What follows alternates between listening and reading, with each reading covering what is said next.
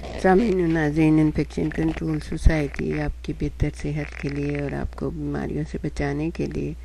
اور مختلف ہنگامی حالات سے نمٹنے کے لیے ویڈیو کے سلسلے کو جاری کیے ہوئے، ہمیں امید ہے آپ اس کو سن رہے ہوں گے اور عمل بھی کر رہے ہوں گے۔ ہم موسم سرما کے بارے میں بتا رہے تھے کہ اس میں چند احتیاطیں جو ہیں وہ بہت زیادہ ضروری ہوتی ہیں، کیونکہ اس میں نہ صرف سرما کے موسم میں نہ صرف پانی جمتا ہے، وہ تو آپ نے اکثر دیکھا ہوگا کہ پانی جمع ہوا ہے سڑکوں پہ، اگر آپ جا رہے ہیں اور سردی بہت ہے، پانی پڑا ہوا ہے، آپ نے دیکھا ہے کہ پانی جم جاتا ہے، بلکہ تیل بھی جمنے لگتا ہے۔ اس زمانے میں انجماد کا امکان بڑھ جاتا ہے۔ یہی وجہ ہے کہ موسم سرما اس اعتبار سے خاص ہے کہ اس زمانے میں حملہ قلب یعنی دل کا دورہ، انجائنا اور ہائی بلڈ پریشر، قلبی دمہ اور فالج کی بیماریاں عام ہو جاتی ہیں، کیونکہ رگوں میں جو خون گردش کر رہا ہے اس میں جمنے کا امکان بڑھ جاتا ہے اور ہائی بلڈ پریشر بھی بڑھ جاتا ہے، دل کی رفتار بھی بڑھ جاتی ہے۔ اس وجہ سے جو ہے نا ایسے امراض اچانک حملہ کر دیتے ہیں۔ اس سے یہ سبق ملتا ہے کہ وسط عمر کے بعد، یعنی کہ جب آپ کی جو ہے نا 35 کو کراس کر جائے یا 40 کو کراس کر جائے، تو اس زمانے میں اس عمر کے بعد موسم سرما میں مرغن غذا کھانا دانش مندی نہیں ہے۔ الٹا ہمارے یہاں تو یہ ہے کہ موسم سرما میں ہمارے یہاں نہاری کھائی جاتی ہے، پائے بنائے جاتے ہیں، مرغن غذائیں کھانے کا رواج ہے۔ حالانکہ ہونا تو یہ نہیں چاہیے، بالخصوص رات کا کھانا بہت ہی سادہ ہونا چاہیے۔ رات کو اگر مرغن غذا کھائی جائے تو کولیسٹرول خون میں بڑھ جاتا ہے۔ پیٹ بھر کر کھانا کھانے اور پھر اس کے بعد چلنے یا محنت کرنے سے انجائنا ہو سکتا ہے۔ اس زمانے میں جو دل کا حملہ ہے، یعنی کہ جس کو ہم کہتے ہیں ہارٹ اٹیک، تو اور دیگر عارضۂ قلب فالج سے تحفظ دینے کے لیے مزید طریقہ یہ ہے کہ کمرے کے موسم کو خوشگوار رکھا جائے، مگر اس میں ٹھنڈی ہوا کے جھونکے نہ آئیں۔ یعنی ایک تو یہ کہ مرغن غذائیں نہیں کھانی چاہیے 35-40 کے بعد، اور دوسرے کہ رات کا کھانا بہت ہی سادہ کھائیں۔ کوشش یہ کریں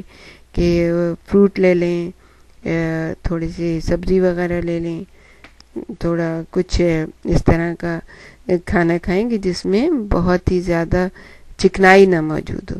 اگر چکنائی ہوتی ہے تو ظاہر ہے جیسے باہر جم رہی ہوتی ہے، اندر جا کے بھی اس طرح رگوں میں جم جاتی ہے۔ اس زمانے میں یعنی کہ موسم سرما میں سرخ رگوں میں خون کی گردش کو ہموار رکھنے کے لیے حل پذیر اسپرین کی صرف چوتھائی گولی روزانہ کھانا مفید ہو سکتی ہے۔ یعنی وہ لوگ جو کہ دل کے مریض ہیں اور ان میں وہ ہیں یہ تمام چیزیں، تو وہ اپنے ڈاکٹر کے مشورے سے اگر وہ روزانہ اسپرین کی چوتھائی گولی کھائیں تو مفید ہو سکتی ہے۔ اور سب سے سمپل اور آسان طریقہ یہ ہے کہ پانی ضرور پئیں۔ اگر آپ خون کو پتلا رکھنا چاہتے ہیں اور صحیح طریقے سے رکھنا چاہتے ہیں تو پانی کا استعمال زیادہ کریں، نیم گرم پانی پئیں، آتے جاتے زیادہ پانی کا استعمال سرما کے موسم میں زیادہ کریں، تو اس طرح حملہ قلب سے بھی تحفظ مل سکتا ہے۔ خود کو گرم اور آرام دہ رکھنے کے لیے متعدد طریقے اختیار کیے جا سکتے ہیں۔ اس زمانے میں دبیز تہ در تہ لباس پہننا چاہیے، جیسے کہ ہم نے آپ کو پہلے بتایا، نصف انچ موٹا دبیز سوتی کپڑا بھی اس قدر گرمی پہنچاتا ہے جس قدر یعنی کہ آدھا انچ دبیز اونی کپڑا۔ ایک اچھا ٹھوس سویٹر خواہ وہ کسی بھی شے کا بنا ہوا اسی قدر آرام دہ اور گرم ہوتا ہے جس قدر گرمی اور آرام اس وقت ملتا ہے جب کمرے کے درجہ حرارت کو 4 درجے بلند کر دیا جائے۔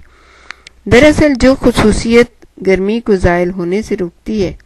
وہ کپڑے کی متعدد تہیں ہیں۔ جسم کے جو مقامات ٹھنڈے ہوتے ہیں ان کو گرم رکھا جائے،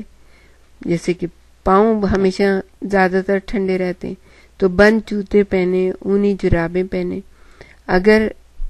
پاؤں ٹھنڈے زیادہ رہتے ہیں تو آپ ڈبل جرابیں بھی پہن سکتے ہیں، وہ کوئی مسئلہ نہیں ہے،